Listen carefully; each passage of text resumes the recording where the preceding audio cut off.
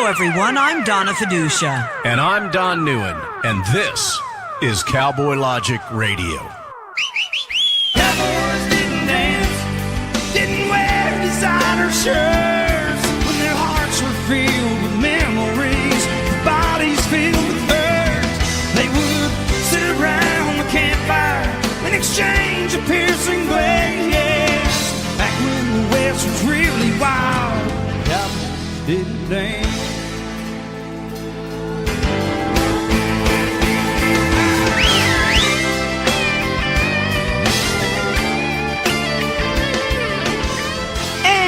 Welcome to Cowboy Logic Radio. Good evening, ladies and gentlemen, from afar. Let me be the first to welcome you to Cowboy Logic Radio. I'm Don Neuen, ladies and gentlemen, and boy, have we got an enormous show for you tonight. Enormous, really big, massively large. Big league. Big league.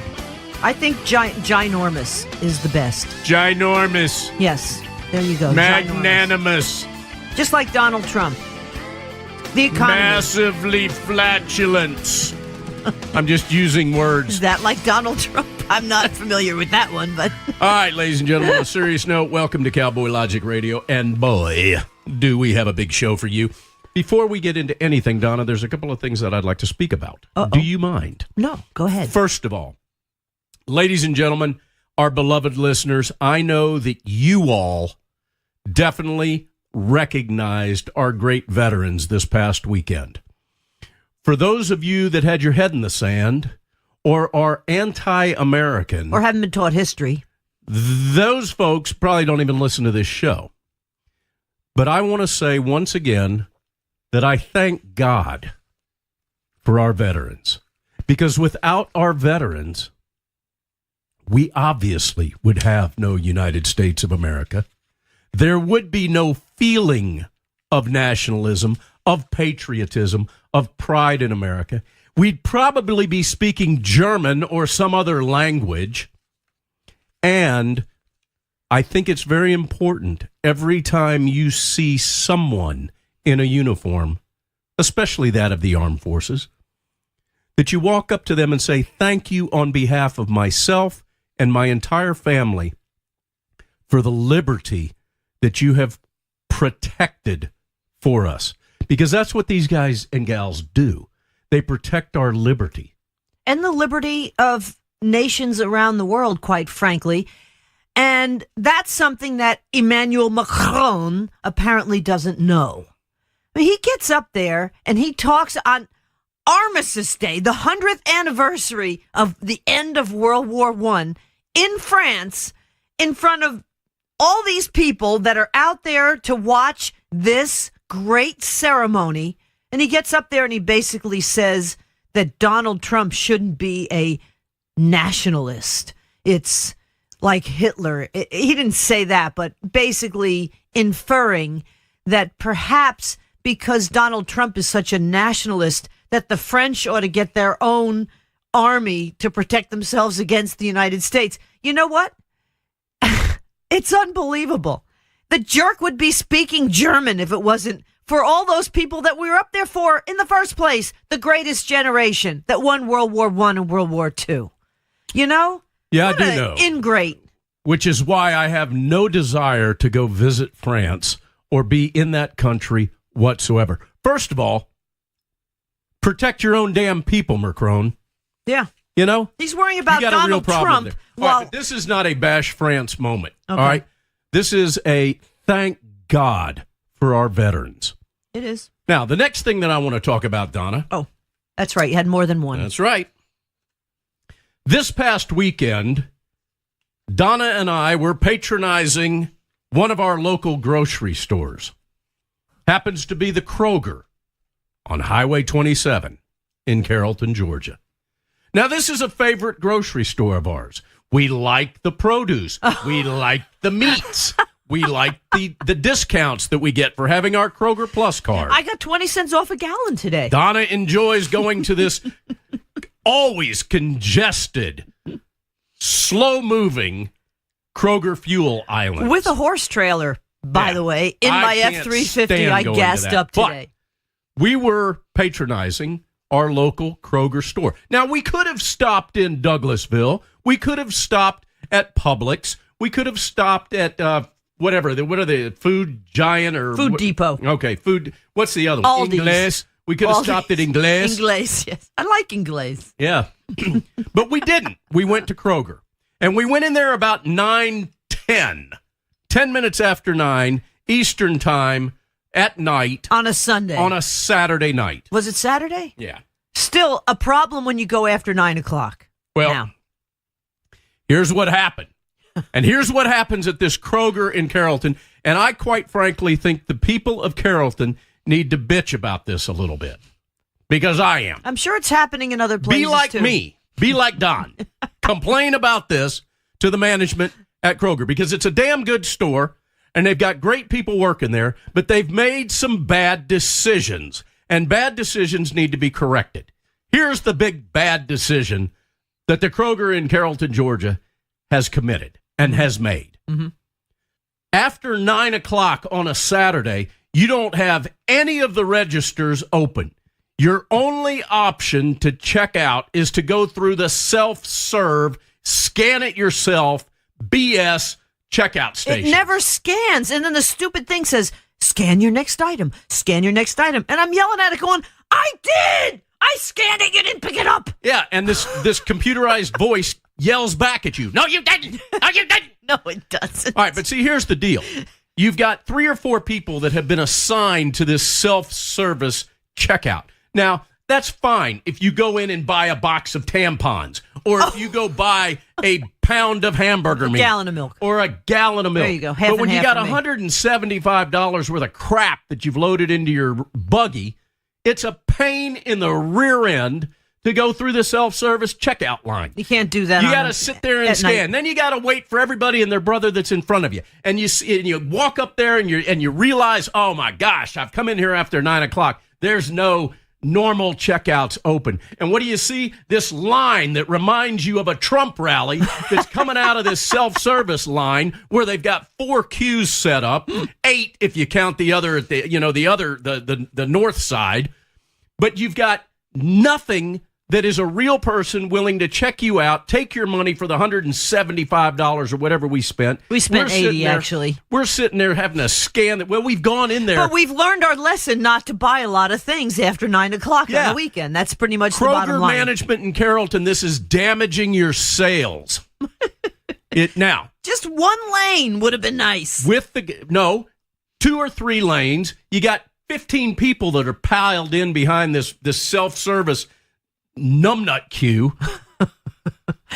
And then it says, put your item in the bag. It is in the bag! Yeah, so you put it in the bag, then you get chastised for not putting it in the bag. And then I said to the woman, look, a lot of these might not have scanned, so I'm sure the buzzer's going to go off when I walk out the door. But she's it didn't. Like, well, we go got ahead. out of there, and we paid for everything. But there are 3 young ladies that were absolutely They were pleasant such sweethearts to deal with. Yes, they were. And they are Aja. Now, Aja, you better be listening to this radio show because I told you we were going to mention you tonight on the air. I wonder if she knows there's a great group, rock and roll group named after her. Oh, that's Asian. No, Aja, no. All right, so we got Aja. Aja, okay. We got Monifa. Mm-hmm. And we got Rakia. Rakia. Now, these 3 fine ladies tolerated a pissed off Don, a yelling Donna, and they agreed that this was a dumb business decision. Now, I hope that doesn't get them fired. And if it does, we're going to draw even more attention to this. But one of them was going to business school at the University of West Georgia, correct? Or yeah. Accounting, no less. Accounting. Bean counter. To which I said, get into the entertainment business management and make lots of money off of lots of artists. But here's the deal, ladies and gentlemen. Those of you that are our beloved listeners from our hometown, Carrollton, West Georgia area, you know this store. You've probably had to put up with this crap when you've gone in there late at night. All you got to do is put a couple of people at these registered. You know? Just keep an eye on what's going on. Hey, we'll start with one. I'll be happy with one. I know you say that's not great, 'Cause but I if you've can't got $200, stand self-service. if you've got $200 worth of groceries, you really need to have a checkout. It's person. a total pain in the ass to have is. to do that by yourself when the stuff doesn't scan. All right, I'm done getting off the soapbox, ladies and gentlemen. And if you go into this Kroger, you need to look for Aja, Monifa, and Rakia. Because they're nice, intelligent young ladies that are customer service oriented. Mm-hmm. And you know what? They have great There's another place I want to talk about very quickly. The Home Depot in Villarica. Oh, yeah? When did you go there? On my way home one night when I had to buy stuff for building on the fences this weekend. Okay. There were two people there, and man, I'm drawing a blank on their dang-gum names. Maybe I'll remember them. How about the 2 Vietnam vets that were collecting for disabled that was pretty vets? cool, don't you? Why don't you tell that story real quick? Well, first of all, Don's favorite restaurant is Golden Corral. Well, I don't know if I'd say that's a stretch, Donna. No, My it's not. favorite restaurant is Fogo de Chao. Well, yeah, but My next favorite restaurant is Papacitos. and then My Ruth's Chris. my third favorite restaurant is Nico's in Newton. What's the name of that? Hogansville. Okay. Yeah, but the My problem fourth is favorite restaurant. Fourth. Count it. fourth. It's Golden Corral, Douglasville. Well, the thing is, Golden Corral is obviously a lot more affordable and a lot closer than the aforementioned other restaurants. So therefore, Don, we have a rough day at the ranch. We build fences all day. We're outside. It's cold now. We're coming in. We're a little bit tired. We're really hungry. And he wants to go to Golden Corral. Now, we don't have one of those in Carrollton, Georgia. We don't have any. We don't even have a restaurant in the town we live in. So we go. We don't have a stoplight either. Well, yeah, we do. One. We do? Where? Highway 5 and Highway 47. 5. Yeah, okay. But that's not really the town. Well, we got a It doesn't roundabout. count. Roundabout.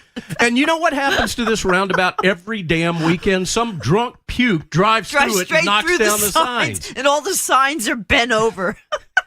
It's got to be counting. It's got to cost the city of Rootville or the county of Carroll a lot of money with these drunk pukes that drive through the roundabout and knock all the signs down. One name does come to mind that I will refrain from You're not using going to say right anything now. about that name. Anyhow, so we're at Golden Corral. It's inside baseball stuff, but it's pretty damn funny.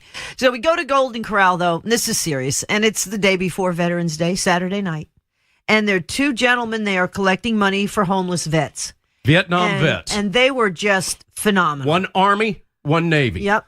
And we actually called Admiral Ace Lyons, who we had the pleasure of introducing at the South Carolina Tea Party Coalition Convention last January, because this guy served under Ace in the Navy. Yeah, but we didn't know that. All we knew was that he was a Navy man. Right. And I tried to call for the Army man. I tried to call Major General Valley. Couldn't get him on Saturday night. What's he do? He calls me tonight. Hey, saw Too you late. called. 2 days later. At any rate, but we called up Ace, and we got him on the phone, and we said, Ace, we've got a Vietnam vet, a Navy man here that would like to speak to you, if you don't mind. And Ace is like 91 years old, and he was so gracious. He spoke to the guy. Commander of the Pacific Fleet. I know. Can you All right, imagine this is a that? big wheel. This guy's like got 8 million gold stars. You know what I mean? It's just, I can't imagine what his uniform looks like. I can't What a imagine what it sweetheart. weighs. Yeah, really. Now, so anyway, this Navy Made his Vietnam day. vet gets on the phone with him, and you hear him, yes, sir, yes, sir, yes, sir, yes, sir, yes, sir, Hawaii, sir, yes, sir, yes, sir. Well, 3 or 4 minutes later, he hangs up, and he goes, wow. I said, let me show you who you just talked to. So I Googled, Ace, James Admiral Ace Lyons. Yeah, Lyons. And this veteran goes, oh my gosh, I knew him. I recognize him from when I was in Hawaii. Yeah. He wouldn't remember me, but I recognize him. Ladies and gentlemen, that moment was so warm and fuzzy, I can't even describe it. This man will never forget that. And it's a huge hat tip to Admiral Ace Lyons that would take time out of his day about a week and a half after he lost his beloved wife to speak to this veteran. Ace, You made him. You Yeah. just made Really his did. world. And we just can't thank the veterans from all walks of life, from basically, unfortunately, I don't think anybody's really around from World War One. But World War II, there's a few of them left, Ace being one of them, and Korean war vets, and certainly Vietnam and everybody after that. We just can't thank you enough. And again, it's because of you that we're able to do this. And this is what I would call nationalism. Yes, nationalism, mainstream media, as opposed to globalism. So, and Emmanuel Macron, can I give you a little lesson here too? Nationalism is a noun. And even at Google says a patriotic feeling, principles, or efforts. An extreme form of this, though, especially marked by a feeling of superiority over the countries, could also be called nationalism. So they had to put that one in there. And I'm sure that's what everybody is saying, what Donald Trump means. But I'm sorry. It's patriotic feeling, principles, or efforts, an advocacy of political independence for a particular country. What is wrong with that? It's called patriotism. I don't see much of a difference between either one. And if you had that, or if we didn't have that here, you wouldn't have had that in Europe during World War II, Emmanuel Macron, and you'd be speaking German. I'm sorry. This is so insane for the mainstream media to twist this and call Donald Trump the Nazi. His daughter is Jewish. His grandchildren are Jewish.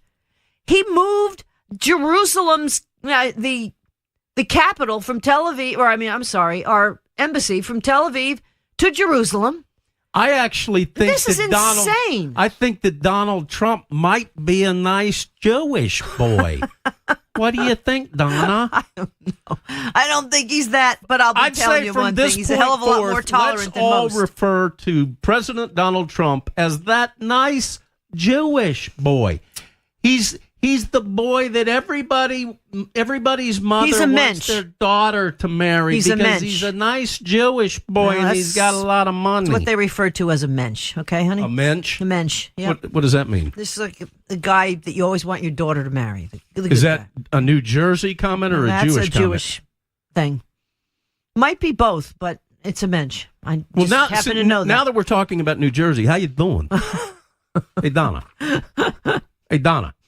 Donna. What? How you doing? I'm doing okay. How you doing? I'm doing okay. Yeah, well, you know what? I'm not doing as good as I was about 48 hours ago, though. You know why? No, tell me why. Because Arizona... Hey, wait a minute. You're not doing night? Night? No, not night. You all right? What about Newark? Yeah, Newark? Yeah, Newark, New Jersey. I grew up in Newark? I grew up in Newark? No, I grew up in the same county as Cory Booker. That would be Essex County. Spartacus. That would be, where is Spartacus from? Rome? Or is that Greek? I don't know. I thought he was from Newark. Newark. That's what my father used to say. Newark, New Jersey. N-U-R-K. It's not Newark. It's Newark. I didn't know that Spartacus had that shiny crystal ball head. And the other thing that my father used to say when he'd answer the phone, he wouldn't say hello. He'd say, yellow. Yellow. Hold the wire. Yellow. Anyhow.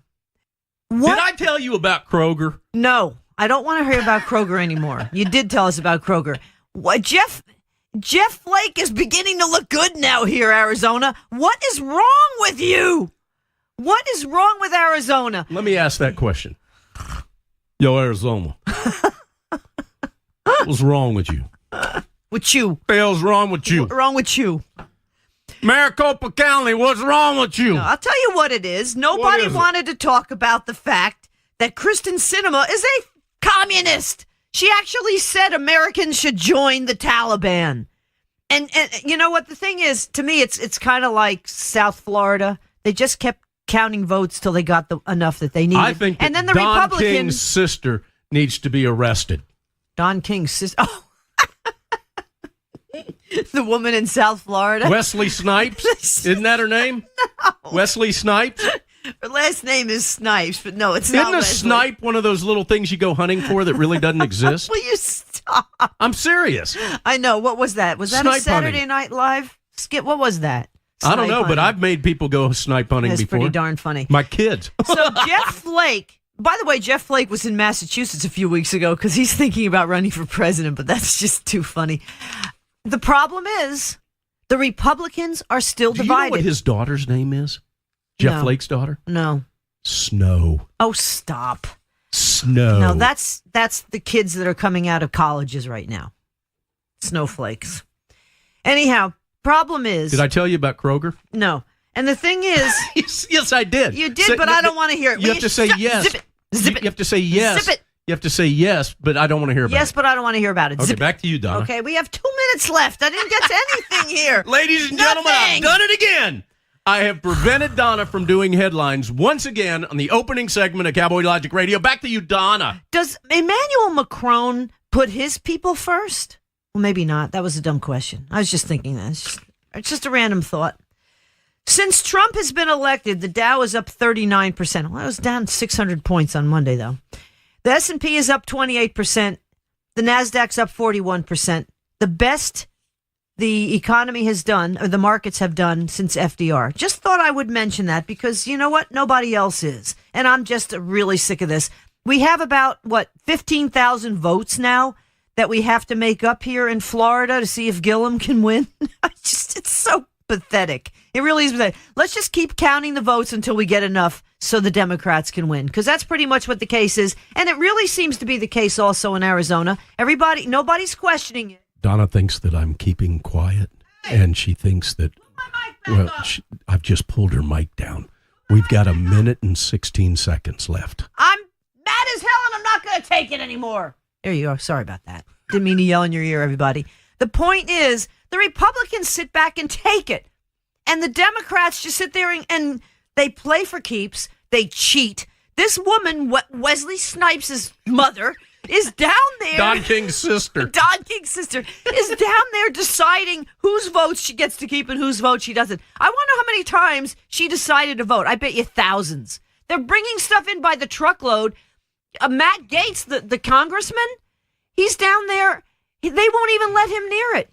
This goes back to because he's already voted. This goes back to the Broward County Sheriff, too. This guy, Israel, that was down there for the mass shooting. And he's not Jewish. I'm sure he is.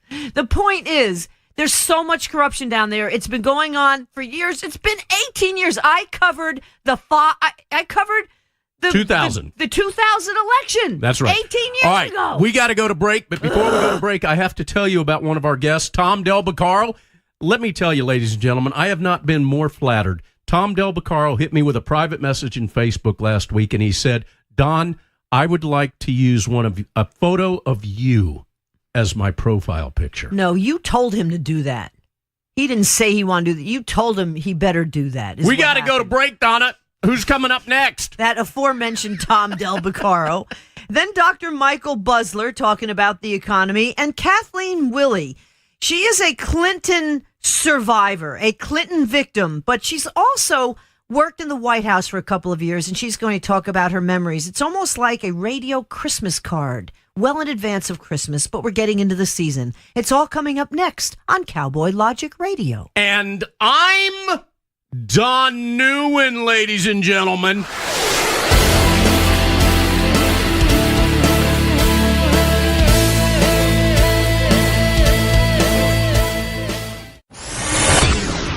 Check us out on the web at cowboylogic.us.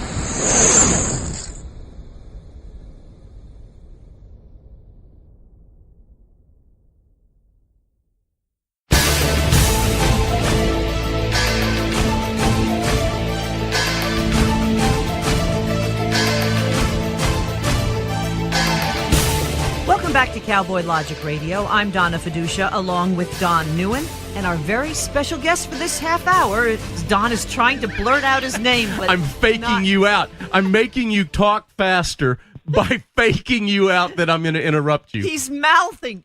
I'm Don NEUEN. But your cadence, I blew your cadence on that. Yes, It was you hilarious. Yes, you did. But somebody who's very familiar with you blurting out your name is one Tom Del Beccaro.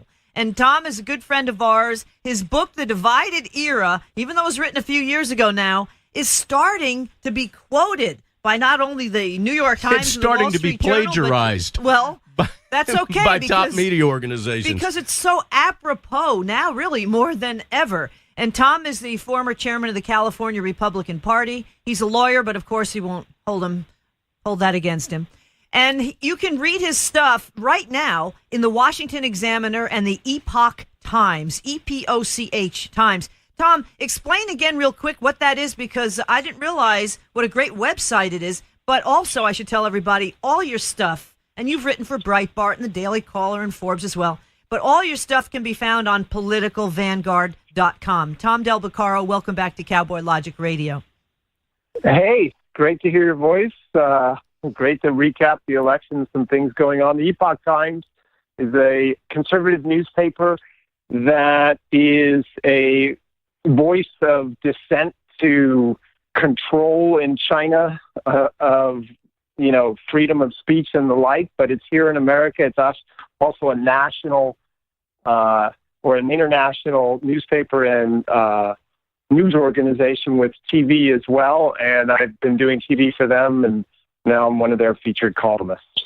All right, you sent me a picture just before the election of you with Joe Piscopo as well, showing him holding your book, The Divided Era. And again, more and more people are starting to call it just that. And if you look at the last election, we do have a very divided era. So in your latest, the Epoch Times you wrote, you actually talked about why the 2018 midterms caused the House to move left and the Senate to move right. So explain there, Lucy. All right. So Lucy, Explain.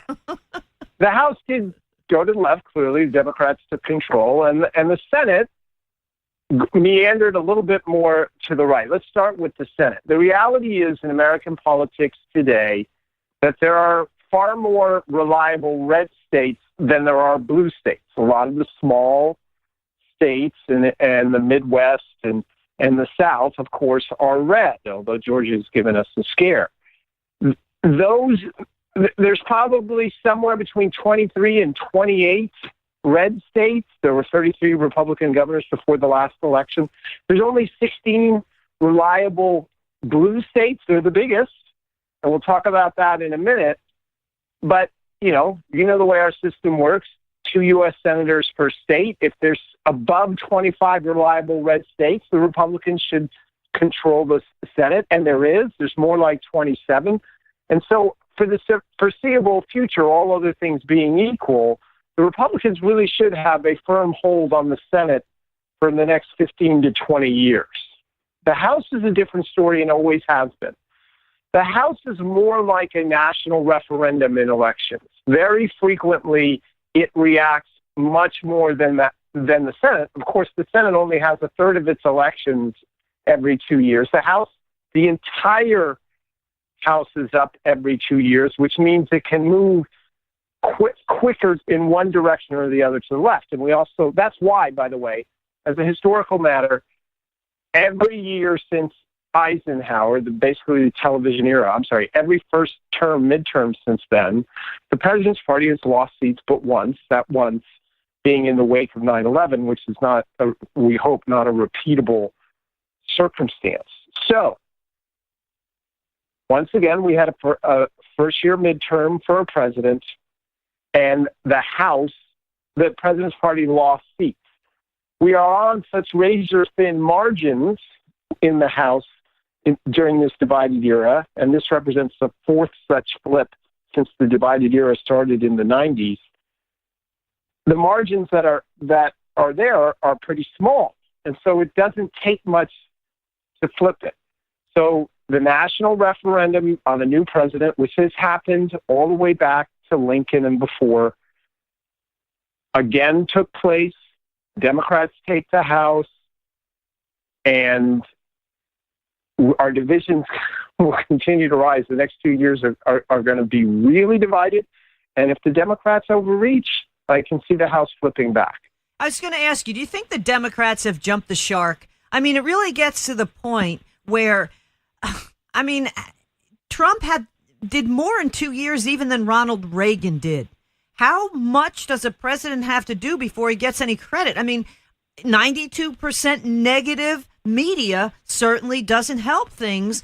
But for all of us people who are trying to keep our head above water, less regulations, the tax cut, as crumbs as it was, according to Nancy Pelosi, it's done quite a bit of good. And we're coming off 8 years of the worst economy under Obama, and they make it sound like, he's the second coming.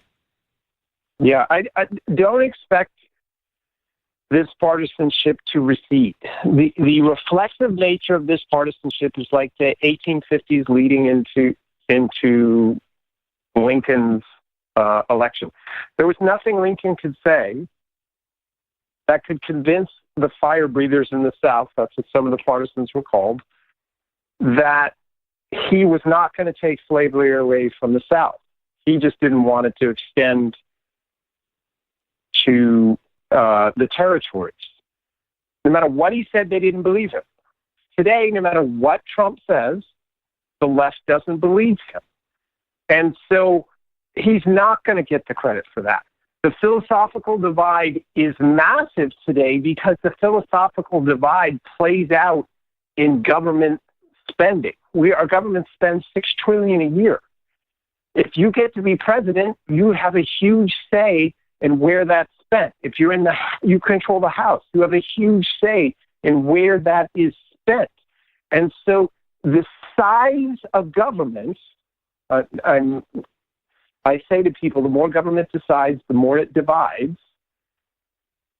The size of government means that the parties matter a lot, and so there's this great gulf between the two. Trump's not going to get credit. Do I think the left has jumped the shark? In a way, because remember, the government matters way more to them. They believe government should be at the center of society. Those of us on the right do not. So for them, and one of the reasons why they work so hard at elections, legal and otherwise, is because this is their employment. This is what they want, central government. Exactly. And so they'll do anything for that. And they're going hard left, and we can talk about it, but they're going to go harder left in the next 2 years in the competition to create a nominee for their party. Well, and I would like to think that the American society is just not going to tolerate moving that far left. Ladies and gentlemen, we're speaking with the great Tom Del Beccaro. I would encourage you, if not insist, that you guys go visit his stellar website, politicalvanguard.com. Politicalvanguard.com. He's got awesome contributors. You can follow all of his great work there. You can buy his books there, which we encourage you to do. Tom, I want to get a little bit into this past midterm and some of the, I don't want to say flaws in the voting system that we have in place, although there clearly are some. But there's also things that are being tolerated, I think, that should not be. One of which is what goes on out in California that you and Donna and I have talked about many times, in which only the top two candidates move on to the primary, to the election. They come out of the primary, and only the top two, which is why, quite frankly, you're not a U.S. senator for the state of California. You know, the people of California many times have only Democrats to vote for, and to me, that's zero representation. Yeah, I don't understand how that's now, allowed. In New York, I recently saw one of the ballots for this midterm, and I want to ask you about this. This is for the Bronx, the county of the Bronx, the official ballot for the general election, city of New York. Now, they have got, and I'm going to try to create this picture in the mind for the minds of our listeners. It's a grid.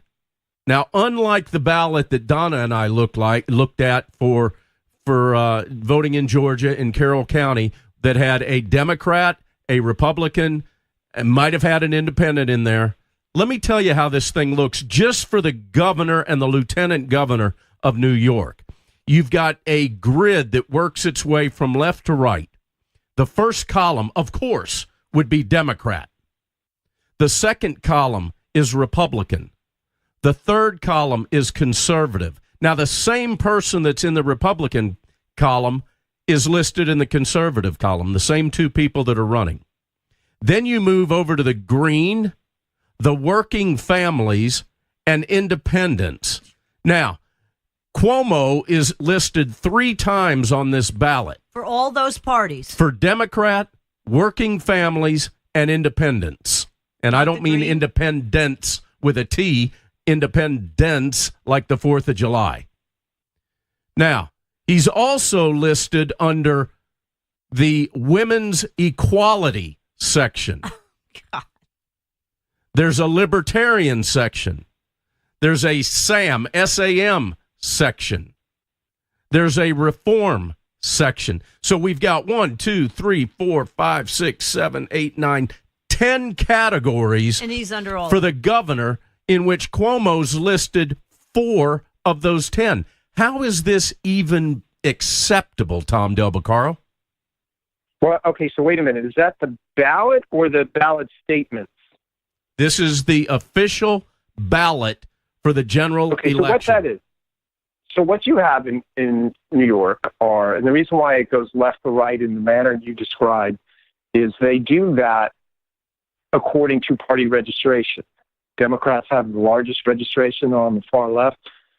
Republicans are next to it, and the next one over, I believe, is conservative. My father helped start the Conservative Party of New York in the late 60s. And the answer is, if you're a party member there, you're at least all on the ballot. And what that's showing is what each of those parties, who they nominated and or endorsed. And so that's why you end up with a ballot like that, which looks, if you look hard enough at it, it looks like, well, most of the people here in these sweet names of, working families want Cuomo. And that's what you end up. Donna brought up in California. California has the opposite. We don't allow multiple parties at the end. I fought it bitterly. We don't allow multiple parties on the ballot. We only allow the top 2 finishers from the primary, which can be from the same party. So like in our lieutenant governor's race this time around, 2 Democrats were running.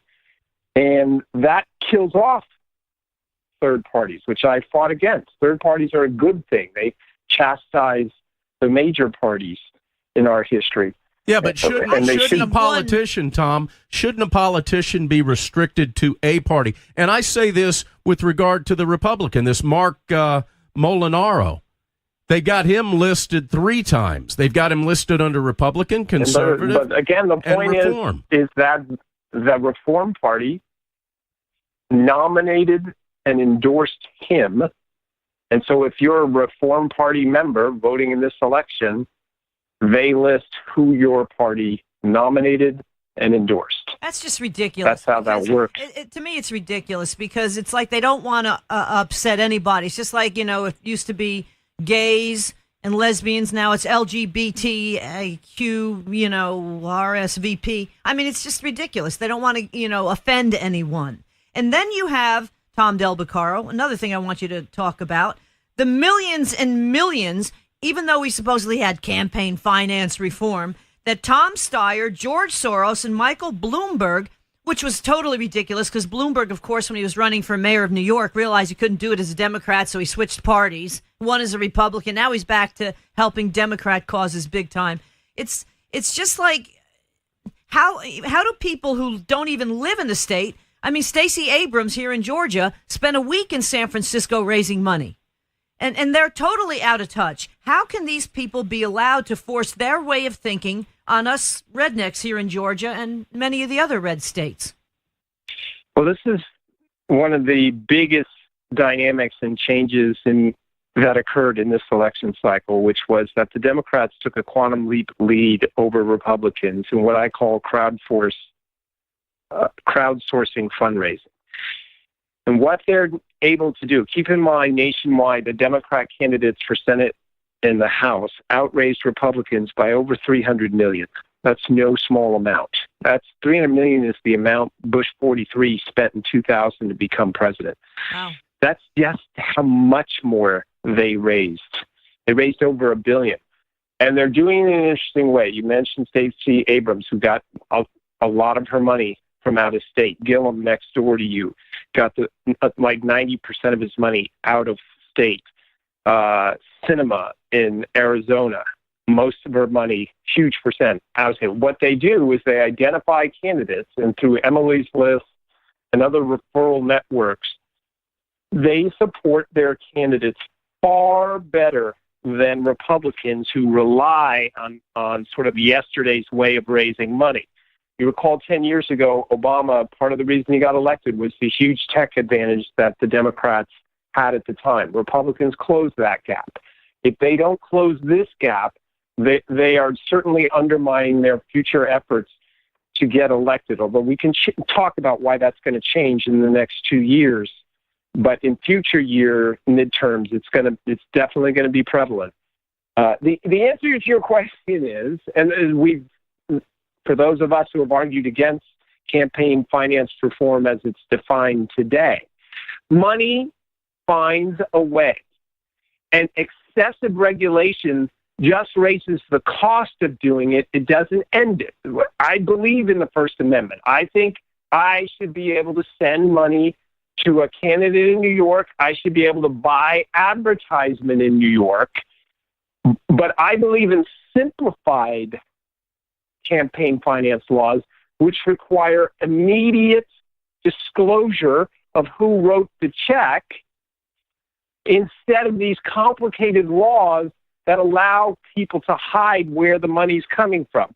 The effort to regulate is actually disguising money and making it hard for people to see who's supporting who. Yeah, that's true. And to me, to be able to come from out of state should not be allowed.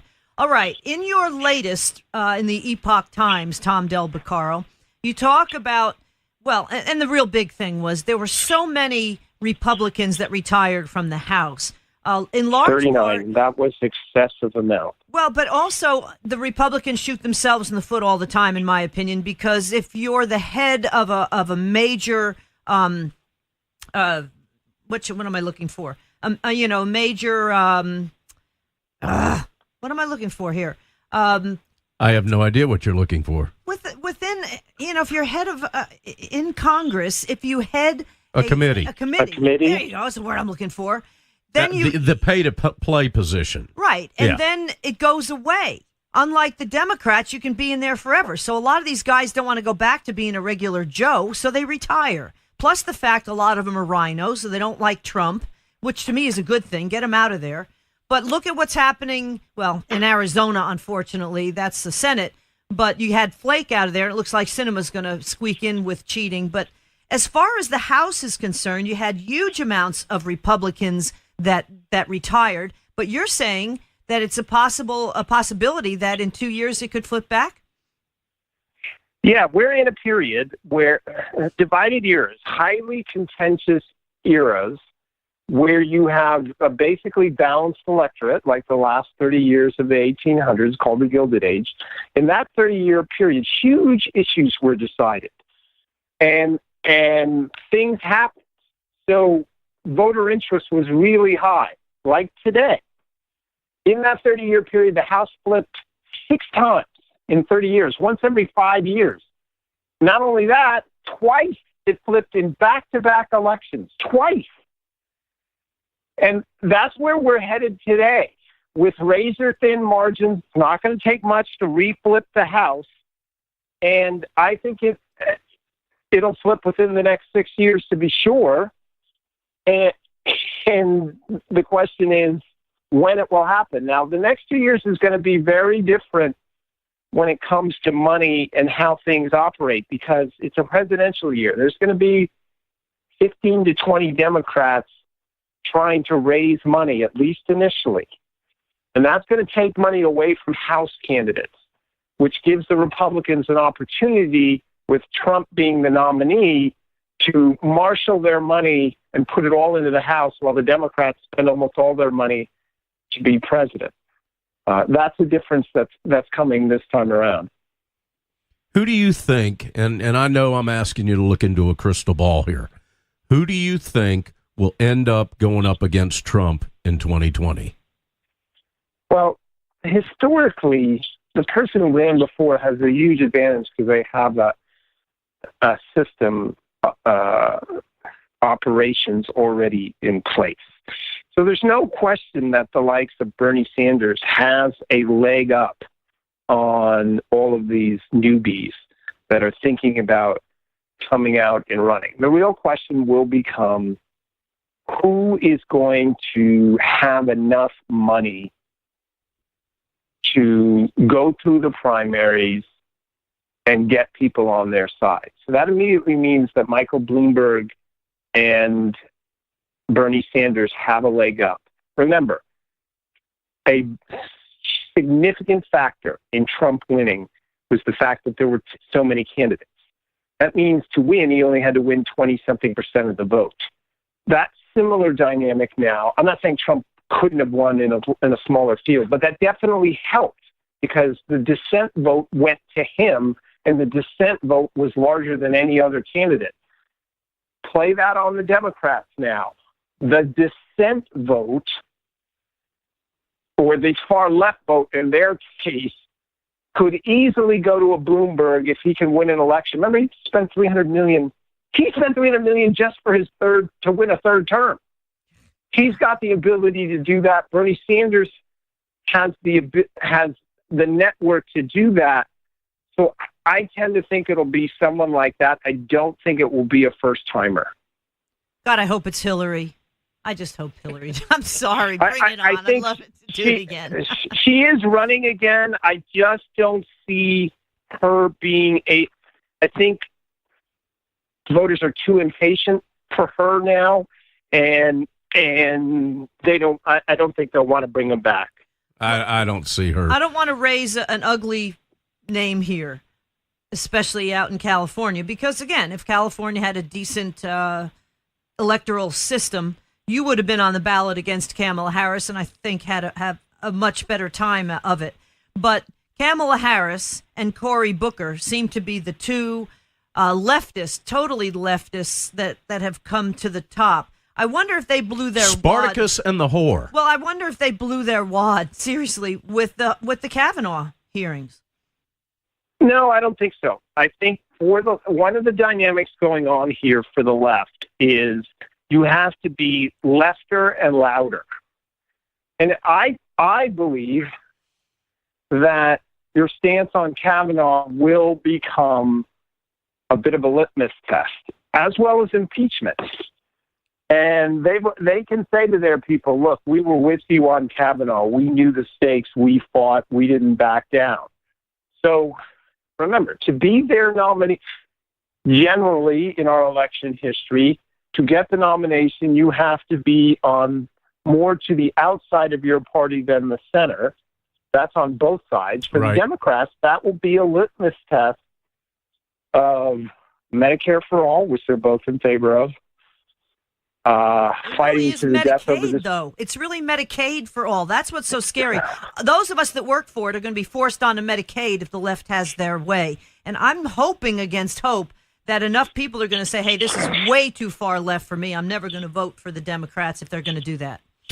Hey, Tom. Yeah, I agree with you. Tom, we've only got about a minute left here. Would you explain to the listeners, and you only got about a minute to do it, this new Chinese media organization that's very conservative, that's based out of Taiwan? Give us a minute recap. Yeah. It's fascinating. The Epoch Times. Yeah, well, basically what happened is there was a movement there that's the equivalent of a yoga movement in America, and it is massively popular. And what happened was it was so popular, the Chinese communists thought it was actually a dissent movement, hiding or masquerading. And it just sort of brings home the very notion of there's no freedom of speech in China. So this news organization was inspired by that and is a alternative media, started out for Chinese across the globe. Now it's a major media on the rise organization that features right of center reporting instead of far left reporting. I'm not saying it loses its objectivity, but it definitely in its op-eds is more conservative, and I'm one of their featured writers now. And you can find all of Tom's writings at politicalvanguard.com, folks, as well as the Epoch Times, Washington Examiner, and you've read him in the past in Breitbart, Daily Caller, and Forbes. And his big book, being quoted now by both the New York Times and the Wall Street Journal, is The Divided Era, and it's so apropos now more than ever. Tom Del Beccaro, as usual, thank you for joining us here on Cowboy Logic Radio. And we'll be talking to Dr. Michael BUSLER on the economy and Kathleen Willey. It's all coming up next on Cowboy Logic Radio.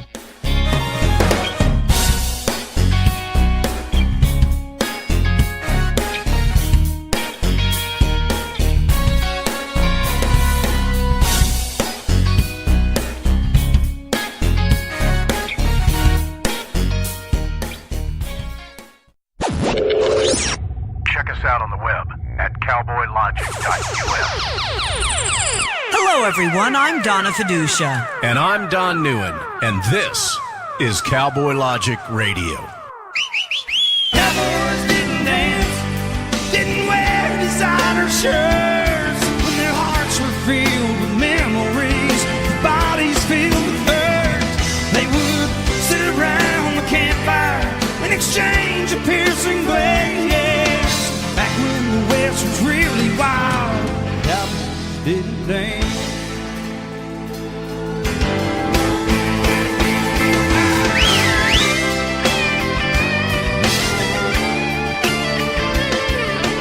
Welcome back to Cowboy Logic Radio. I'm Donna Fiducia, along with Don Neuen. And we're going to be talking for this next half hour about economics, because, you know, it is the Trump economy, stupid, as far as I'm concerned. And Dr. Michael BUSLER is a public policy analyst, an economics expert, and professor of finance at Stockton University up there in Jersey. And he's had featured columns on, for over 35 years, actually. And you've read him recently in Newsmax, LifeZette, townhall.com, The Hill, and the Daily Signal. His website, actually, I should say on Facebook, you can find him at Funding Democracy. That's easy enough. Find him on Facebook at Funding Democracy and on Twitter at mbusler, BUSLER. Dr. Michael BUSLER, welcome to Cowboy Logic Radio. Well, hi, Donna. It's my pleasure to be here. So, Now, hold on a second. Here we go. Ladies and gentlemen, those of you that are our beloved listeners know that I am constantly honing my skills to speak a foreign language, that of a New Jersey Italian, which is what Donna Fiducia is. And given the fact that the good doctor is from the Garden State, I need to test my skills, see how those skills have been honed. Doctor, how you doing? I'm doing all right. That's we should say not only is he from the Garden State, but from the newly reelected Menendez as Senator Garden State, too. Just make me want to puke. I just don't get this. I don't get it either, but that's why I'm here in Atlanta now, Dr. BUSLER. I'll be honest with you. I'm not going to vote for anybody that I wouldn't want to be near. Babysit my kids. Exactly. All right, but enough of that. Let's get into your area of expertise. The economy.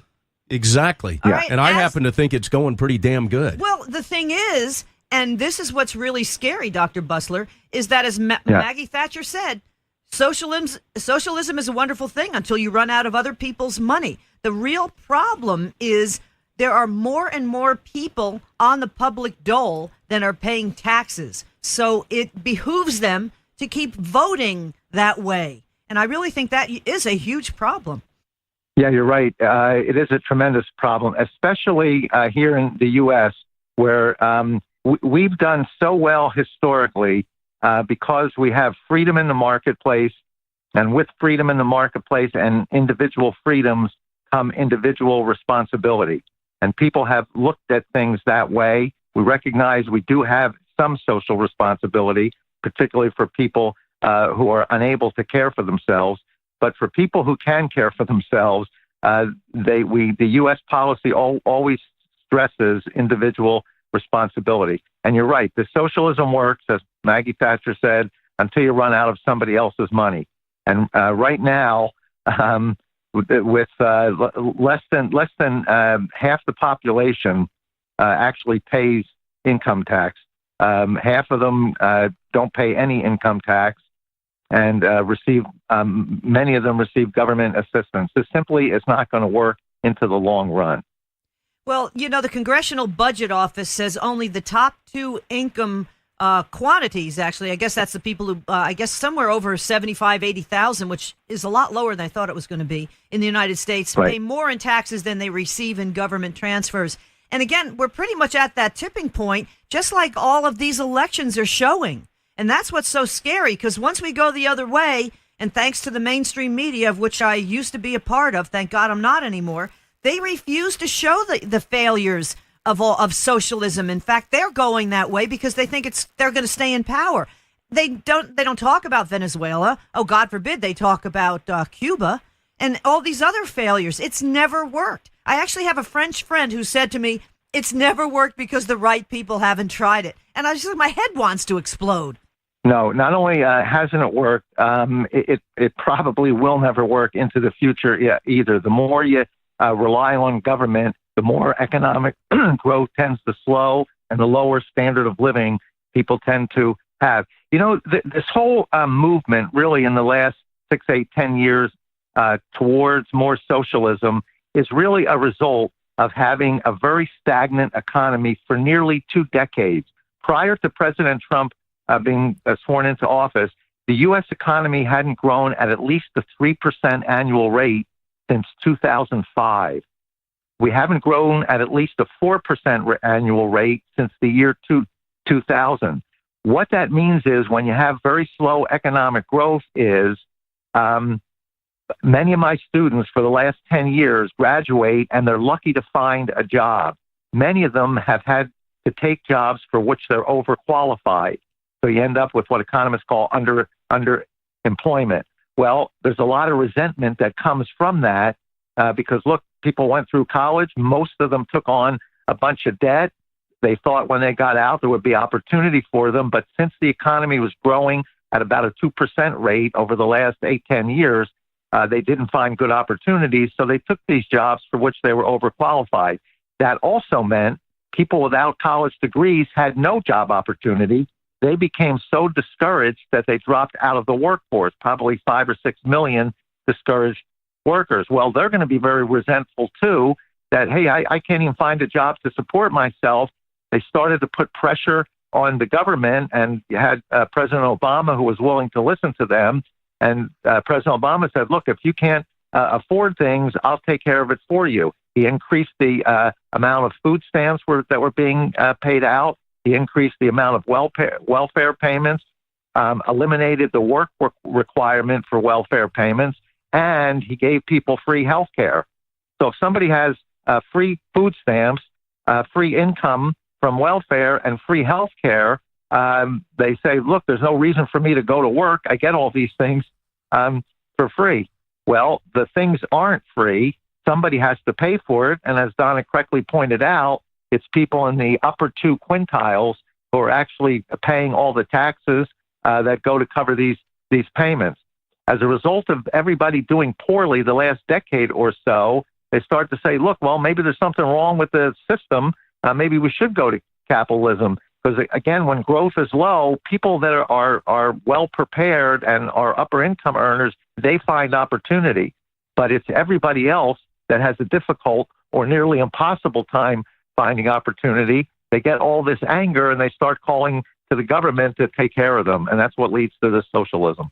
All right, let me ask you this, Doctor, and I don't mean to sound like I'm spreading conspiracy theories around here, but is this by design? Listening to you talk about this has brought up the memories that I carried around for a lot of years during the Obama reign, which was that of the Cloward-Piven strategy.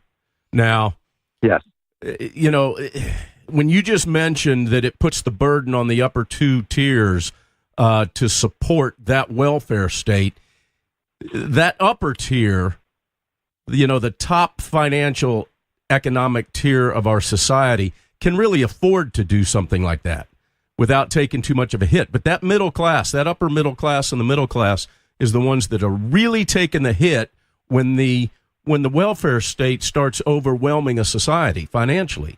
And I'm wondering if this is by design and if we ought to be talking about Cloward-Piven. Well, I believe it is by design. Remember when President Obama was running for office, he said he wanted to fundamentally change America. Yeah, that was the only And thing what he he didn't wanted to lie fund- about, basically. Go ahead. Right. And what he wanted to change it into was more of a European model, more of a socialistic state, and he has been very successful at doing that. Let me also make one comment. Don said, look, if you're going to raise taxes on the wealthy, they can afford it, and that's true. It's not going to hurt their lifestyle. But if you raise taxes on the wealthy, that leaves less investment capital for them. You're right. They're going to maintain their same lifestyle, not going to cut down on their consumption, but they have less money to invest. And I say, well, why is that a problem? It's a problem because we have a capital-intensive economy. And when you start overtaxing the wealthy, raising the capital gain tax from 15 to 20 and up to 23.8%, because the wealthy can afford it, and we need this for social programs, what it does, it destroys capital formation. That's one of the reasons why the economy hasn't grown again until President Trump got in, because Obama took the view the wealthy can afford it, they have plenty, so let's just tax them.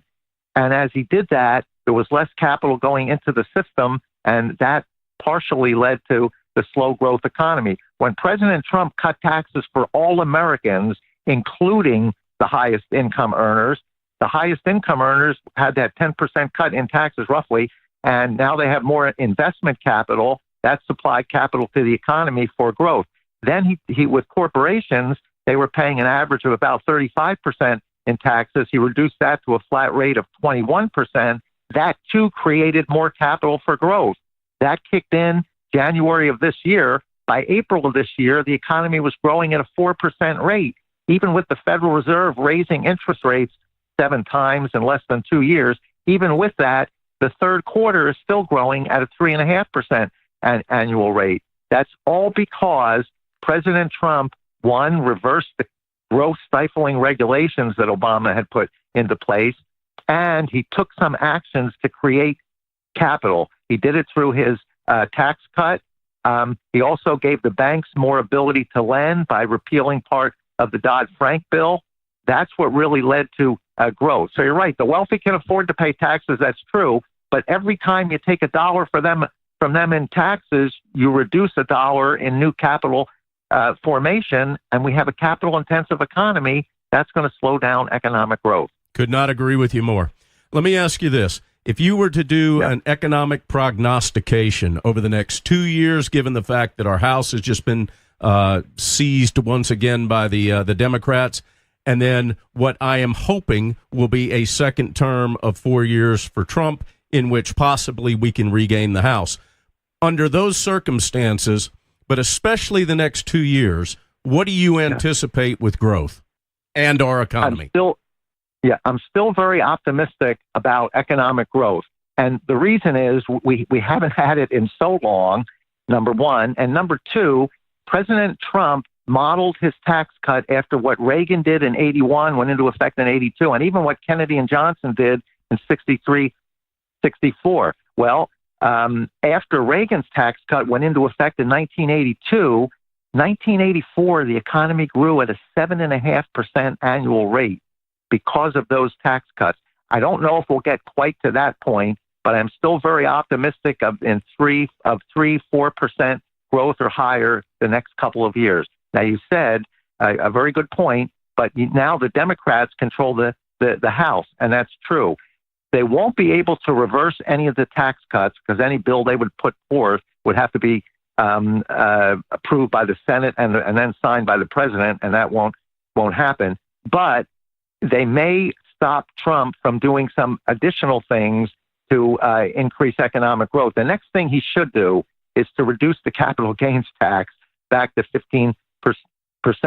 History shows the lower tax rate will actually bring in more tax revenue than the higher rate did. And you can just look back at what Bill Clinton did in 1996, went into effect in 97. He lowered the capital gains rate. It was 28%. He lowered it down to 20%. Revenue from capital gains actually went up. And in fact, he was able, with Newt Gingrich as Speaker of the House, he balanced the budget, in fact, had a surplus in the budget. And Bill Clinton in 1997 State of the Union speech, his exact words were, "The era of big government is over." So if we went back to doing that kind of thing, reducing the capital gains tax and realizing that big government is not the solution, in fact, it is indeed the problem, we would move further forward. So the Democrats won't be able, I think, to put through anything that hurts, but they will not approve anything that Trump wants to do to help. The only area where I'm a little bit nervous is, suppose President Trump has some bill that everybody seems to agree upon and they want to go through. Maybe it's on immigration, maybe it's a trade pact, maybe it's something. I'm afraid the Democrats in Congress are going to say, we're not going to vote for this unless you raise taxes on the wealthy too. And I'm afraid Trump may, I hope it doesn't happen, but I'm afraid he may have to give in to some of those things to get some major bills passed. Yeah, that's my only fear. They're going to attach very ugly things to any bills that end up that end up getting like passed. Nancy Pelosi said, it's crumbs. And you know what you just said about reducing capital gains when Gingrich worked with Bill Clinton. And, you know, unfortunately, the Democrat Party is not the Democrat Party of me and my parents when I was growing up, and that would have been the party of JFK. It's really socialist, and I really call it more communist leaning right now. And unfortunately, now you are a professor of economics at Stockton University. To me, and I hate to say this, Dr. Michael Busler, but the fact is, this is where our problems lie. Now, I think economics, obviously, it's cut and dry. It's sort of like math, except Common Core math actually can tell you 2 + 2 does not equal 4. But in general, economics is going to be a little more conservative. But also, unless you're dealing with what's his name, Krugman. Well, yeah, but the thing is that most professors, in my opinion, are brainwashing these kids. These are professors, once they're tenured. I'm talking other subjects. Once they're tenured, you know, they gain 30 pounds and dye their hair purple. They don't have to. They don't have to go out in the real world and ever see what it's really like to have a job. It's trickling down. I've had it, 20 years ago with my kids in the elementary and high school levels. I was seeing it. It's only gotten worse. And these kids get out, like you say, they're in debt now, and they expect something, and they're not getting it. Yeah, Donna, you're absolutely right. I would love to be able to defend my colleagues, but the reality is I teach at a university that was started as a small liberal arts college. I would say 95% of the faculty, and it might even be higher, have very liberal views. And what really scares me is they present these views to the students without presenting the other side. We're supposed to be teaching college students critical thinking skills. I mean, the subject matter is very important, but what's most important is you learn to critically think for yourself. The only way you can do that is if you see both sides of a debate and then you figure out what side makes the most sense. What the professors are doing today is they're only giving one side of an argument and really saying the other side doesn't make any sense at all. It's wrong. My side is the way to go. And some professors are even a little stronger in some of their language.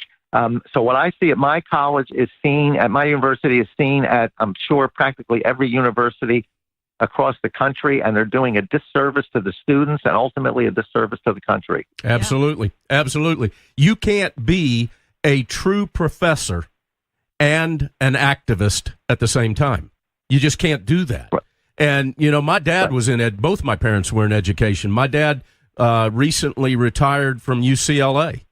And I can't tell you the number of times he would tell me, Don, I'm walking down these hallways of UCLA and I'm seeing these tenured pukes that just are terrible at what they do, but there's nothing that can be done about it.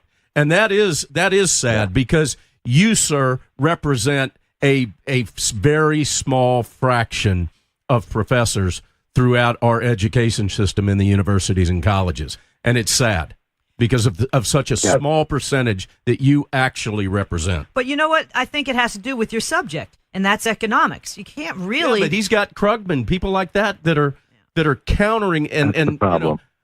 What's his name? What was his name? Paul Krugman? Yeah, Paul Krugman. But the thing is, I think that we ought to teach Economics 101 to these idiots in Congress. You mean, when was the last time Maxine Waters ever probably had to balance a checkbook? And she gets up there and she says, well, we're going to take over all of your companies. I mean, this is unbelievable. And what we were just talking about before, though, the Wall Street Journal, James Freeman had an op-ed column about a week or two ago that says most U.S. college students are afraid to disagree with their professors. And this is scary stuff. Well, we've actually had students that have come on our show, both in high school and in college, that voiced that very opinion. Hey, it's much easier for us to just step over the bodies, keep our mouths shut, get out of school without confronting any of this, or we're not going to get out. Yeah. And that's their attitude, and that's pathetic because you're absolutely right. Critical thinking is something that is disappearing from our society rapidly. I see it in my industry with people that are either in their mid to late 20s up to, mid to late 30s and 40s. I see a lack of critical thinking, and it's like walking around dealing with a bunch of dolts. I mean, it's pathetic. That truly is the Russian interference. I hate to say it, but it's been happening for decades. This is exactly what the Russians have been doing for decades, propaganda. And they've infiltrated our education system, unfortunately. That is what, is the only Russian collusion I've seen, and unfortunately it's with the Democrat Party. All right, Dr. Michael Busler, we only have a couple minutes left. I wanted to ask you, going down this route here, even worse, and it's the biggie, 20% of the economy, Obamacare. Talk about that as far as how it's ruining our economy. Yeah, so the purpose of Obamacare was to provide health insurance for everybody who was uninsured and to get the cost of health care down. It's failed on both counts. Before the Affordable Care Act was passed, about 85% of Americans had health insurance, and they were reasonably happy with it. They didn't like the cost so much, but they were happy with the quality of the insurance, 85%. When President Obama left office, 91% of the population had health insurance. So the whole health care bill helped 6% of the population, roughly 20 million people. So number one, it didn't reach near its goal of insuring everybody. Secondly, President Obama promised us that you can keep your doctor, you can keep the plan if you want it, and premiums should go down by an average of $2,500. None of that worked out either. People had to change doctors. I know people that are a mile or two away from a hospital can't go to that hospital because it's not included in the health plan. They have to drive miles to the next place, and they've lost long-term relationships with doctors. The health care at this point really needs to be fixed. I thought the Republicans had a plan to fix it. It came one vote short in the Senate, much to the surprise of everyone. Had that passed, we would have been able to take the first step to fixing it. Now we have a Democratic House of Representatives, a Republican Senate. I can't imagine them getting together on something that they both will agree upon and the president would sign. So we're in a very difficult situation with health care now. They were able to make some changes to it that really helped young people. But it is broken and it needs to be fixed. And now that we have a split Congress, I'm not sure how they're going to come up with something to fix it. I never knew the government to fix anything. They tried to fix something that wasn't needing fixing to begin with, like you say. It's broken now, and I think it's going to be very difficult. Dr. Michael Busler, the half hour went by so fast. Again, find him, folks, at Funding Democracy. That's the Facebook, Funding Democracy, and on Twitter at mbusler, MBUSLER. And learn a little bit about economics, especially if you're a young kid, because quite frankly, it is the economy, stupid. Dr. Michael Busler, thank you so much for joining us here on Cowboy Logic Radio. Thank you. It was my pleasure. And coming up next, we'll be talking to Kathleen Willey, Clinton victim, but we'll be talking to her about her White House memories. They really are phenomenal. Clinton survivor. That's true. That's true. Clinton survivor. We'll be talking to her about her White House memories. It's all coming up next on Cowboy Logic Radio.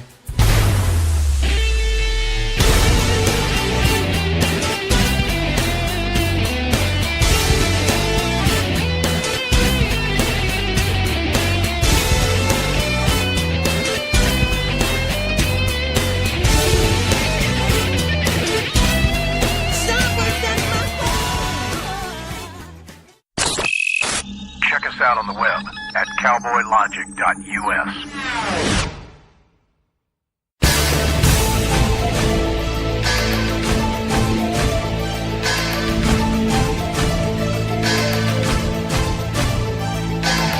Welcome back to Cowboy Logic Radio. I'm Donna Fiducia, along with Don NEUEN. And our cleanup batter for the show this week is one Kathleen Willie. Now, Kathleen Willie, I'm sure, might be a something of a familiar name to many of our listeners out there. Unless you were, like, not paying attention at all to anything in your surroundings whatsoever for the past 11 years. Yeah, no, I think it's more like 30 years, but that's... No, 21. 21, okay, there you go. 21, but who's counting? Exactly. The years do go by way too fast. Yes, you sure do. Kathleen has become a very good friend of ours. In fact, we spent Christmas with her last year. We went and had Chinese food with all the Jews on Christmas Eve. Yeah, it because was. we had nowhere else to go. And then we went out to a nice dinner on Christmas Day out. And then Don found it's his favorite. He hadn't been able to find that. What was that called? Steak Q? Or Steak what Q. was that? Steak Yeah. Q, you're right. You hadn't been able to find that in 20 years. That's and you right. found it in Midlothian, Virginia, on And I Christmas got, Eve. if I recall, a double order of it. Yeah, you did. I remember. And I believe I ate it all. You did. That's too funny. There was no I taking forgot on anything. You didn't take anything home with you. No. And No, all Don of never all does. of the Jews that were there on Christmas Eve with us were in awe. They were. They watched you. Well, they weren't all because you walked in with a cowboy hat on. They said, you "Look don't- at the you, cowboy You don't eat all see that in Midlothian, Virginia often. They said, look at, On look at Christmas- this on foolish Christmas cowboy Eve. eating all of that steak Q. The poor Right, waitress he didn't did. know what to think either. It's too funny. No, they didn't. No, I was in awe, too. I couldn't believe it. I mean, your Well, you're eyes so lit up like little it that was. one Your piece- eyes lit when your eyes lit up. It really was Christmas Eve when you saw that steak Q on the menu. Now, That for was those hysterical. for those of you that are our beloved listeners that don't know what steak Q is, it's a Chinese dish that I ate 20 plus years ago at a restaurant. I found it, and this has been the first time when we went to eat with Kathleen Christmas Eve that I saw it again. Yeah, they don't have And it it's, on Chinese You know, it's menus your here basic in rice Carrollton. and vegetables, but the chunks of meat are filet mignon. Mm-hmm. And No, yeah, it's delicious. oh my It doesn't gosh. seem like it's all that hard to have, but I guess, for some Chinese restaurants, they don't want to feed Well, you many really good Chinese meat. restaurants, if you've noticed, cut off their lights during the day to save their electric bills. So they're not going to have a stock of filet mignon. Well- It would be a favorite. It would be a favorite with a lot of people. Yeah. I mean, God knows it was with you. Yeah, you think?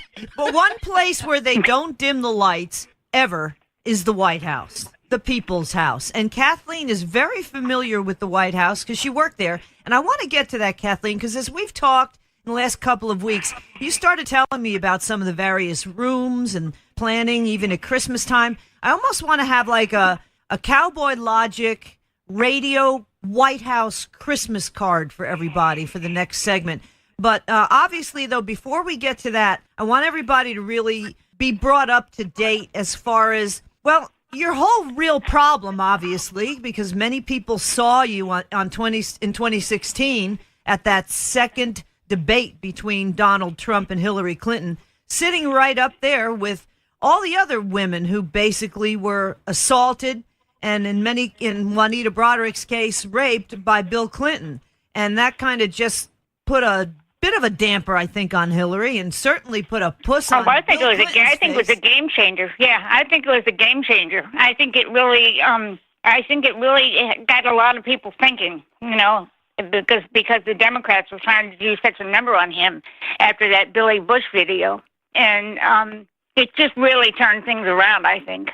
But what about the Humbly. hashtag Me? And then we have the hypocrisy of the hashtag Me Too movement. Because if there's anybody that should be at the top of the hashtag Me Too movement, it's you and Juanita and Paula Jones and Leslie Milwee, all these people who were accosted and attacked by Bill Clinton, who's the biggest sexual abuser.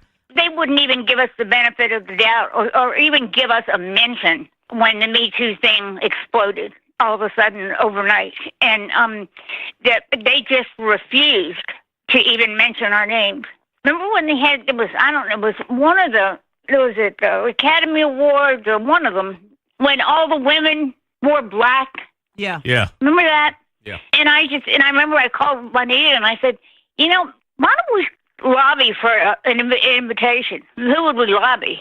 And she said, she didn't know anybody out there, and I didn't know anybody out there in Hollywood who would even take our phone calls. But I just thought it might have been a real opening and a gesture of goodwill by Me Too movement to invite us to that, because that was a very important event, but we didn't get an invitation. And then when they had, what was it, on Time Magazine, the newsmaker of the year, remember, was all the women, all the Hollywood women. Yeah. And there's no mention of us. And actually, they did call Juanita and they interviewed her. She had a very short interview, and they left it completely out. Yeah, they left it out of the final magazine. Out of the article. Yep. Right. I remember when the black dress thing, with the Harvey Weinstein, all that, with the Hollywood hypocrites.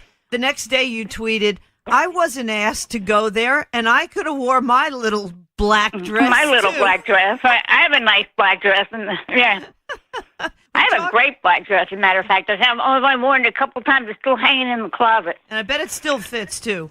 We're talking with Kathleen Willey. She does have a book that's been out for a while, but it's still very much apropos, in my opinion, and you can still get it on Amazon.com, and it's called Target, Caught in the Crosshairs of Bill and Hillary Clinton, and it basically tells her tale of what happened with her, with Bill Clinton in the Oval Office, and it's quite disconcerting when you think about it, because he really is a pig. That's just the best way to put it. But you know what, Kathleen? This has caused huge problems for your family. It's scared. We see what's happening with Tucker Carlson.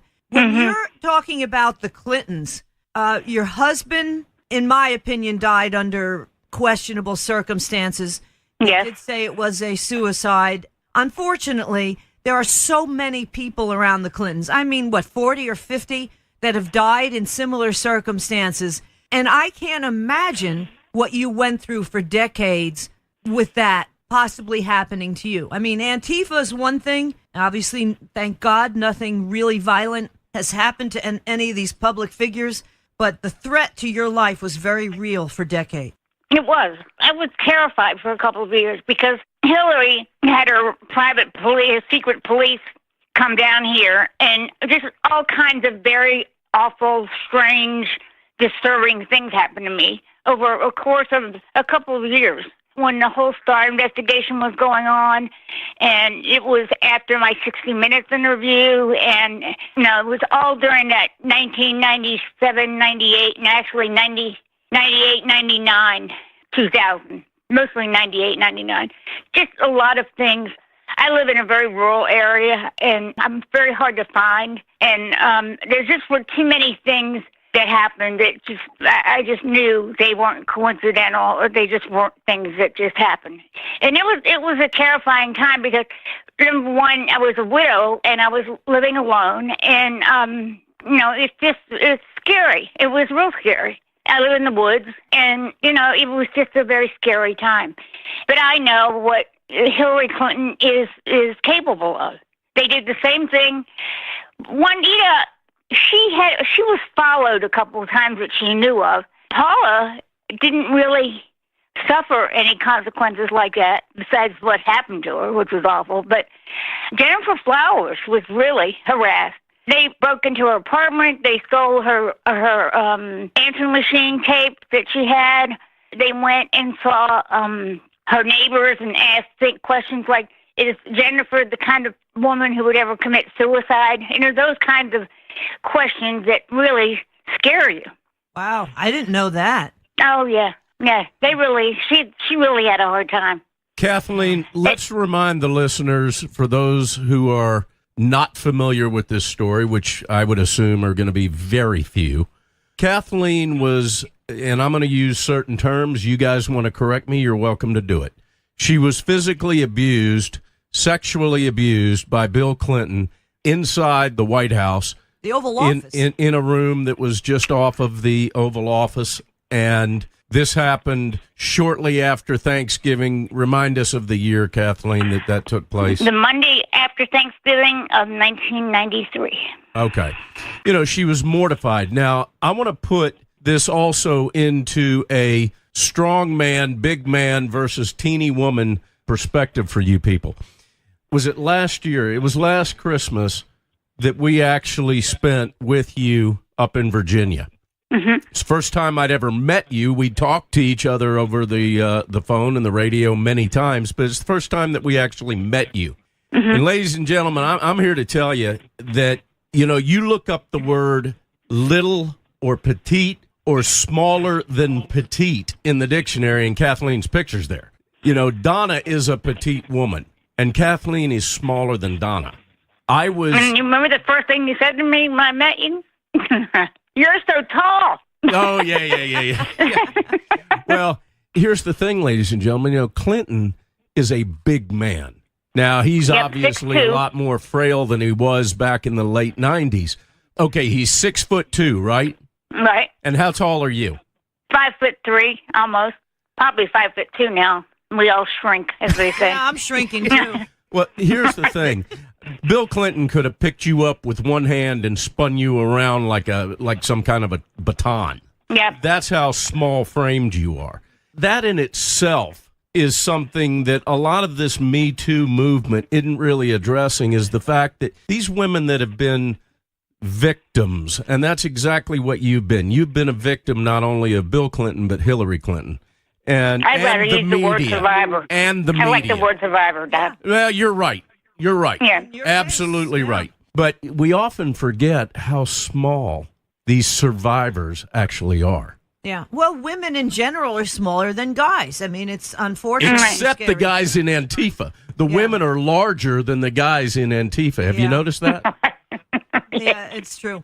And when they take their mask off and you see who they really are, I mean, it's amazing. It's just amazing. Yeah, I don't think the rednecks are going to have much of a problem if they ever really do decide to. No.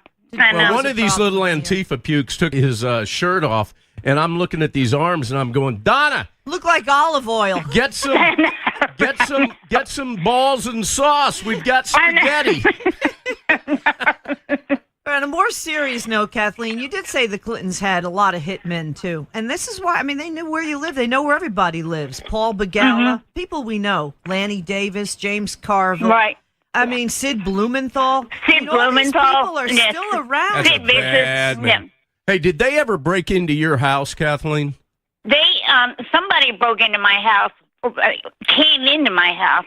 Well, I guess broke into my house because the doors were locked. But while I was asleep upstairs, the year in 2007, when I was proofreading my book, and it was all hard copy, and I had everything piled up on my desk in my study, and I came downstairs that morning, and I didn't notice it for a while, and then I noticed on my desk it was gone, and nobody took my computer. They didn't take anything else, just the manuscript. Interesting. Just the hard copy, but you were able to obviously print it out again, right? Oh, yeah. So let's get to the White House itself. Amidst all this horrendous activity, it's still the White House. And it's still the White House. When we've talked through the weeks recently, you started to really talk about your time there, especially Christmas time. And Christmas. Yeah. I mean, I just can't imagine how beautiful it was. I mean, it was beautiful, and the thing that was even more special is that we in the social office did the planning for it. All the planning for Christmas at the White House came out of the social office. Obviously, the military office there at the White House and the Secret Service, I mean, they had a say in things. But, I mean, this came straight out of the social office. And this was their first Christmas.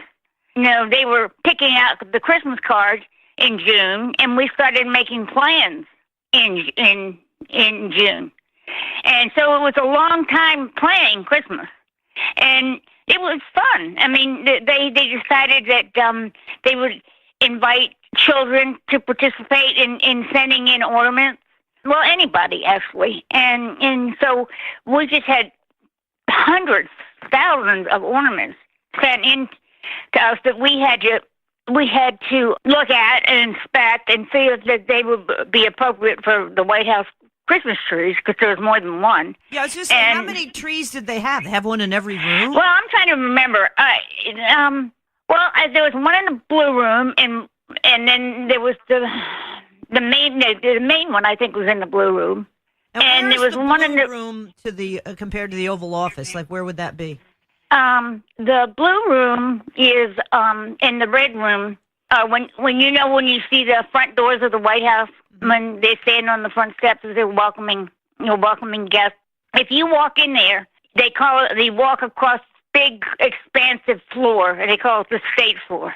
If you remember, just to give you an idea, if you remember when the Reagans, they had a big ball there, and it was for Princess Diana, and she danced with John Travolta. Do you remember those pictures? No, I don't, but I'll have to look at it now. Anyway, it was the ball part was on the state floor, and it's just a very big, expansive part. Well, the White House is not as big as everybody thinks it is. It really is not. I was amazed. Elvis Presley's house either, because when you think about it, it was made years ago when people were tiny. But I mean, technically, it's a big center hall colonial, isn't it? Right. Yeah.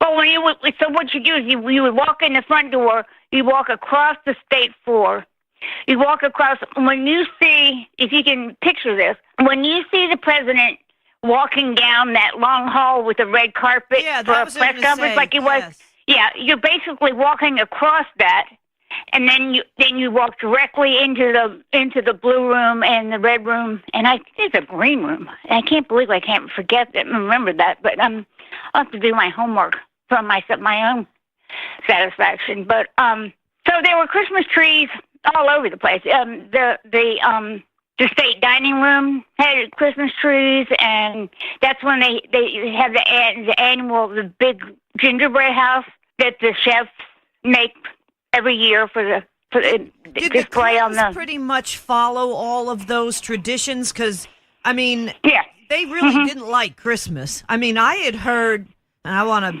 be a little, so blunt here, but I had heard there were basically things on the Christmas tree that one would use to not pass along inappropriate STDs. Yeah, I mean, seriously, they basically. I heard that too. That condoms. Yeah, Secret Service agent. Yep. Yeah, he wrote about that and about the inappropriate ornaments on the trees and I never saw any signs of that. I mean, maybe I just missed it.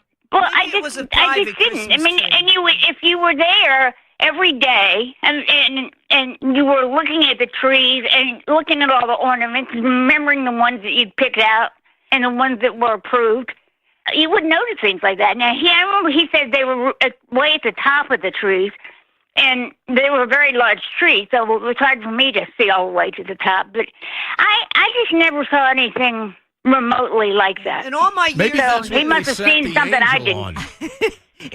Maybe they sat the angel on one of those inappropriate condoms. But in all my years, or it could have been, Donna. It could have been a little hanging IUD. Oh, stop. Or maybe one of those round birth control things that looks like a 30-day thing, and they were hanging that. Yeah, but in my years through the news, years that I had been doing news, I had heard that was the case. I'm glad to hear that you didn't at least see that. Tell us a little bit about the yearly ornaments. I mean, I have my cousin was a Secret Service agent. I have all these yearly ornaments. He was there when you were there. Yeah, he was definitely there. And so was Buzz Patterson. Yeah, they're great. Yeah. I still have a bunch of them upstairs that I give away for, even though they were dated back then.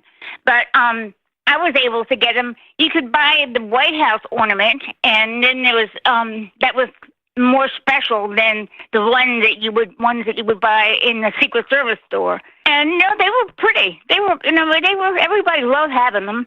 And I gave them all to my family that year, Christmas 1993 and 94. So yeah, they were great. they're always a nice keepsake, even if you don't have great memories of the White House. The White House is just a beautiful place, and I had kind of free reign. I could go mostly anywhere. The only place I never went was to the residence. I mean, they had just beautiful rooms. I would go in, you know, if I was running errands or running from the East Wing to the West Wing, and I would go that way. I'd stop and just look at. There's so much memorabilia and so much historical pictures and material and in every one of those rooms. How about some of the portraits you were saying that you saw? Oh, downstairs, they call it the basement, but there's really another basement lower than that. But if you've ever seen any of the presidents being interviewed in that long hall with a domed roof, there were rooms down there. There were Christmas trees in all of those rooms. There was a wonderful room where Roosevelt used to give us fireside chats. That's the kind of historical things that I got to see on a daily basis. I mean, it was just beautiful. I was there. I remember I was there my first Christmas, and I had helped plan it. The first time I went back to the White House after my husband died, I went because I had helped arrange my children's school choir to perform in the East Room. That's another thing that we scheduled. The school choirs and from all over the country, actually. They would bust kids in, but it was a big deal. And so I wanted to be there when they came.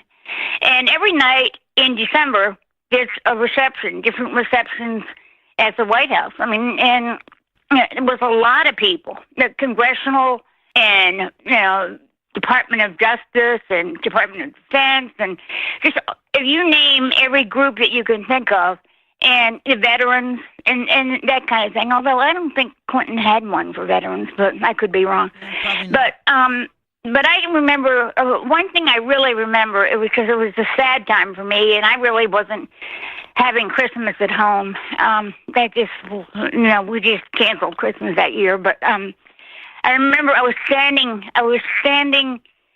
in the red room, I believe. No, the blue room, and which had one window that looked out on the south lawn where the Truman balcony is. And I was looking out the window, and it started to snow, and I'm looking down the mall, and I saw the Washington Monument, and I just thought, this is better than the Hallmark Christmas movie. I mean, you just can't imagine how beautiful it was. And the room was full of guests, and they were milling around. And I mean, because they would bring the guests in, they'd be in the state dining room, and they'd be in the East Room, and they'd be in the Blue Room, and the Red Room, and you know, they were all over the state floor. And you know, it was a big deal every night of December in the White House, and they decorated. I remember Martha Stewart came in and helped decorate over Thanksgiving weekend, and decorate the whole White House with just a whole big group of volunteers who do this every year.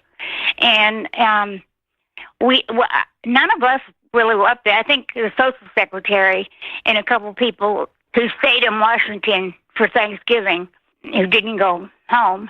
There were a lot of people from Arkansas who were in the social office, a number of them. But anyway, they stayed and helped decorate, and it was just quite an experience. It really was. I remember every day that I left, I always left to the East Wing, and I'd walk out to the front of the White House to get a cab to go to the train station, and I just always reminded myself to look back over my shoulder to see that beautiful house that I just walked out of, and I just wanted to, you know, to take that mental picture and make sure it stayed there. I just didn't want to ever forget it. But it was a wonderful experience. It really was. I just was able to see things that most people can't. There was a First Lady's room that was off of that domed hall in the basement, and there were all of the official portraits of the First Ladies, and Not all of them, obviously. They would change them around periodically during the year.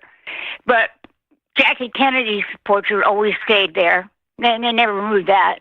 And Betty Ford was one, and just a number of them. And they also had every first lady picked her own china for the White House, and so they had place settings of their china that they picked while they were there as first ladies. So it was so much history that you just don't get the opportunity to see and participate in, and just have that bird's eye view of that I had. It was an amazing experience. It really was. It really was.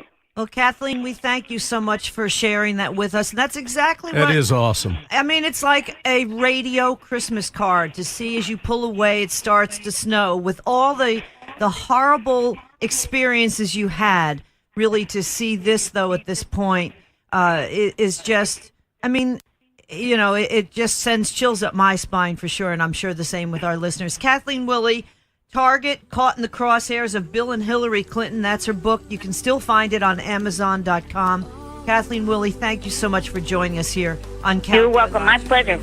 And that wraps up things now for Cowboy Logic Radio this week. Find us at cowboylogic.us. We'll see you next week, everyone. In the meantime, God bless America. It's all around me.